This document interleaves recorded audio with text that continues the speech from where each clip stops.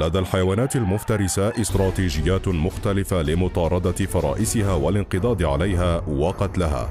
يتم تحديد ذلك من خلال تركيبتها الجسمية وسرعتها وخفة حركتها وكيف تقتل أو تصيب فريستها.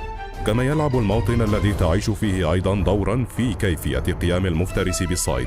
تستغرق المطاردة كثيرا من الوقت والجهد للاصطياد. تركز الحيوانات المفترسة التي تطارد فرائسها على الأنواع التي ستوفر تغذية كافية لتعويض الطاقة المحروقة أثناء المطاردة.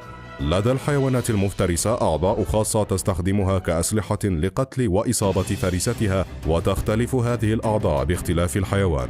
فكثير من الحيوانات المفترسة لديها أسنان حادة لعض فرائسها وتمزيق لحومها مثل الأسود. قد لا يكون التمويه في حد ذاته سلاحا، ولكن بعض الحيوانات تستخدمه لمصلحتها من خلال الاندماج في المناطق المحيطة لمفاجأة فريستها. فالافتراس هو ضرورة بيئية لاستمرار الحياة البرية، فهو الطريقة الوحيدة لبعض الكائنات لضمان استمراريتها وتكاثرها.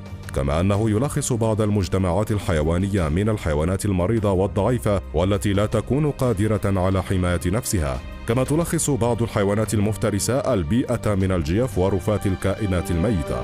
في أفريقيا لا يمكن إنكار الأسود، فهي حيوانات مفترسة خارقة تعمل في قمة السلسلة الغذائية، ولكن حتى الأسود فهناك أعداء لهم في البرية. تم رصد الضباع بين هذه الحيوانات المفترسة.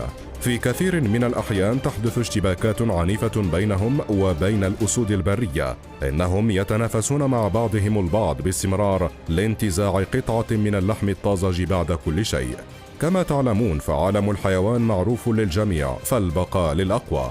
يواجه كبرياء الأسود قاطع الضباع الذي يفوقه عددا، فكلاهما مجموعة من نفس النوع، ومنذ قديم الأزل لا يمكن التوفيق بينهما، فيقاتل كل منهما الآخر، ولكن قد يتفوق عدد الضباع المرقطة في القوة والعدد.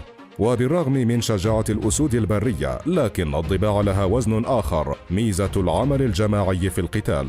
لن تكون هناك معركة إذا التقت مجموعة من الضباع بأسد واحد، إذن آخر من يخاف على حياته هو الأسد. ففي حالة مماثلة عندما أجبر الأسد قاتل مجموعة كاملة من الضباع الغاضبة، وعلى ما يبدو أن الأسد ذهب بمفرده في نزهة في الأماكن المفتوحة، وبحسب ناموس الدهاء عثر على قطيع الضباع المرقطة الذي أدرك على الفور أن هناك فرصة عظيمة لمهاجمة الأسد وإذلاله. الضبع يعمل بشكل جيد ومتماسك، يحيطون بالأسد ويبدأون بدورهم هجوما، يحاول عضه في المؤخرة، يأخذون وقتهم. كما يعرفون بالتأكيد أنه بعد برهة فالأسود سوف تكون منهكة وعاجزة بالطبع. يحاول أيضا مهاجمة الضباع، ولكن هناك حالات قليلة من هذا القبيل. هذه الضباع المدافعة لا تستعجل أبدا في قتل الأسد، فتلك المعركة بالنسبة لهم محفوفة بالمخاطر. بدلا من ذلك فإنهم يطبقون فقط جروحا متعددة وانتظار أن يسقط القط على الأرض. الشيء الوحيد الذي يمكن أن تفعله في هذه الحالة هو الزمجرة من وقت لآخر لتوضيح الأمر.